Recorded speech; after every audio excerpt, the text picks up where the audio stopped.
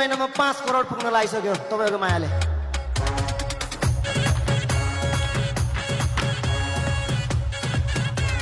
के हो तिम्रो नाम बहिनी परिचय पाम, हिमाल जस्तै रहेछौ तिमी बिहान